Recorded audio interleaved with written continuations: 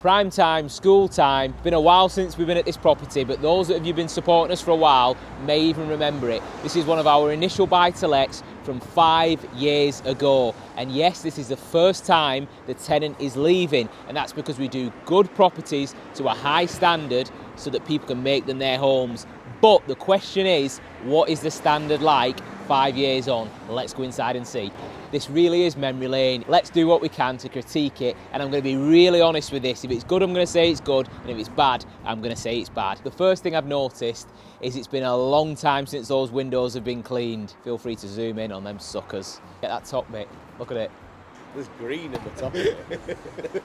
The garden could do with a bit of a weed, but not too bad. That's that guy, you know, that said, dun, dun, dun, dun. Congratulations. Well, tell me why you wanted to buy the flat. Congratulations. Thank you. Why did you want to buy the house? Why did you want to buy this flat? Why did you want to buy this house? Tell me why you wanted to buy this place. Coming back into this property, first impressions, I can see exactly why we bought it. It really is a big, beautiful property. Well, probably not so much beautiful anymore, but it's certainly big. One of the reasons why we bought this property was the potential to convert it down the line to a HMO. In the initial term, it was to convert it from the 2-bed property that it was into a 3-bed family home. I know you can't smell this, but first impressions, it's not got the greatest smell. You can definitely tell that they've had a dog. But what I would say with that is, if you get a family, somebody that's happy to stay here long term, and they want a pet, if the difference between them leaving or staying is having a pet, let them have a pet. And to be fair, yes, it's got a bit of a whiff, but I'm not really spotting anything else otherwise, so it's paid off. Second impression is that although they've clearly done some touch-up work to the property before leaving to try and restore it somewhat, it's clear that they've had pictures and different bits and pieces, furniture banging up against the walls, and it's a little bit, shall we say, dot to dot, a little bit patchwork. So it certainly needs somebody to come in and give it a lick of paint. You might not be able to see that on camera, but I'll try and show it to you as best as possible. I keep doing this with hands. Tell me why you wanted to buy the flat. Tell me why you wanted to buy this place. Even in the current state, it's clear that this property is light and airy, in spite of the dingy little feel and the smell that's coming through, especially when you compare it to the original property that it was. I'll flash some pictures up on the screen so you can see exactly how it was when we originally purchased.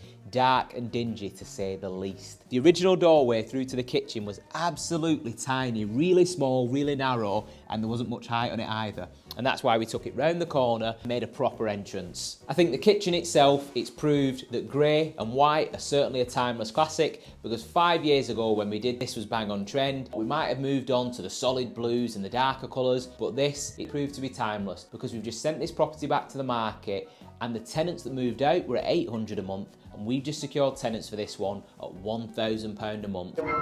Buy this place. On the way to the garden, we've got this orangery summer room, so that gives me something. I'm going to tell you 3 things I love about this property and 3 things I hate, but we'll get back to that in a minute. Not too bad. I expected a lot more weeds, and I also expected a shed, because the shed is clearly gone. It was old, it's probably rotten. We don't mind. Let's take a look in the back street, because this is really where you get to see what your former tenants were like, because if they can, they'll just dump it out back. And a little birdie tells me there's something waiting for us. And no, I don't mean that dog crap. Be careful to step over that. Yep, just as we suspected. But what I can say is it's part and parcel of being a landlord, and it's one of the reasons why people invest in our projects rather than invest themselves. Because contrary to what people say, there is a lot to deal with. A lot of management, a lot of maintenance, and the money doesn't come easy. Just watch that dog shite. Seems the fence has seen better days, so that's going to be a new panel. And by the look of it, what are they called? Couple of new concrete posts.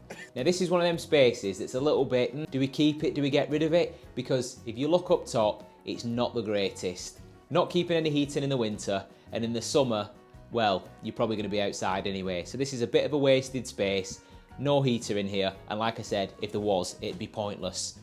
So perhaps we'll have to think about something to do with this. Maybe we knock it down, or we do it properly. Let's have a look inside the cupboards and see if they've cleaned. I'd say it could be better.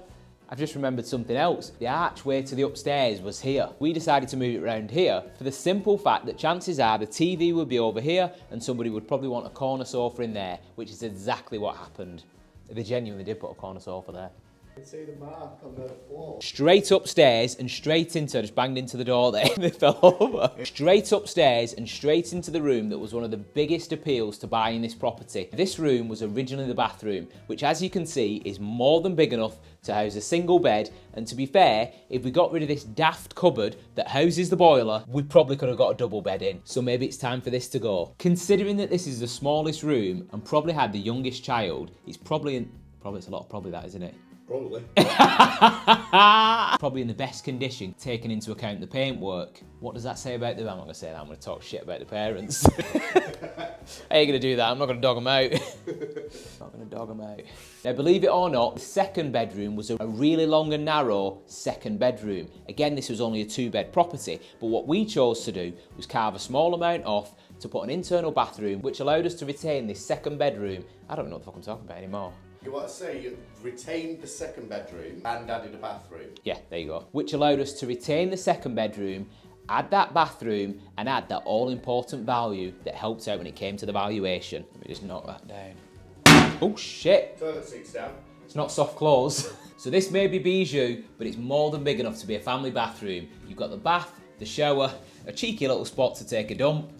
Probably gonna cut that out.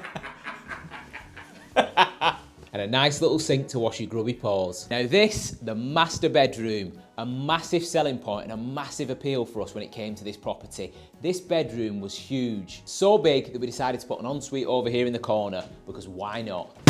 Not soft close. When it comes to renting properties, you want to qualify a demand and you want to get an ideal tenant. And when it comes to tenants, this property is best suited to a family. So therefore, adding an ensuite off the master bedroom left the bathroom next door to the kids and means the family that you move in is more likely to stay for longer, which evidently this has been 5 years since we put it out to market and it's only just come back around, so it clearly works. And after all, this is an investment, which from the original purchase price allowed us to add 45 grand to this through refurbishment. Now time for the good bit. 3 things I love about this property and 3 things I just don't like. Numero uno, while I appreciate we're not the ones that are living here, this radiator, although it seemed a good idea at the time, has got to have been a nightmare for the tenants. Because where the heck are you gonna hang your towel on this thing? I can't imagine getting out of the shower and going, Don't need to make that noise, do I? Makes no sense. But on the flip side of it, where there's a downside, there's always an upside. And it looks like in this case, it makes for a great toilet roll holder. The second thing I don't like about this property, and for those of you that don't know, PIV stands for positive input ventilation, and that's the system that we've got in here because this property, dare I say it, it's a little bit damp, or should I say more in particular, condensation. We've had issues with it over the years, and through a combination of working on the damp proof course, as well as installing this and some trickle vents, we've managed to keep the moisture at bay. Now it's great that these units exist, however it is rather irritating when it comes to these properties that are well over 100 years old, that were built to a completely different standard. We're glad we've got a solution, but it'd be ideal if we didn't have this problem in the first place. Trace, this ensuite. While it was a great idea to add it to the property, as this is such a vast space, the orientation of it didn't need to be like that. Earlier on in our investing career, that made perfect sense. You put a box within a box, but the reality is there are so many other ways in which you could have incorporated that into this room. One of them, nice and simple, would have been to put it across 3 sides with a door on the angle, the shower in the corner, toilet and sink either side of that. A much neater way of slotting an ensuite into one of these rooms. I'm telling you what I like, don't I? Cool. Right, we'll turn that light off. 3 things I love about this property. The first being the sheer size of it. Not only is it expansive, it's also got really tall ceilings. Completely unlike some of the modern properties where you feel boxed and penned in. And from a developer's perspective, this gives us massive scope to either have this as a family home that it is, convert it into a HMO, house of multiple occupation, where we let the rooms on an individual basis, or even, according to new legislation, we could split this into 2 flats. The second thing I do like is the location. I'll tell you why in a minute.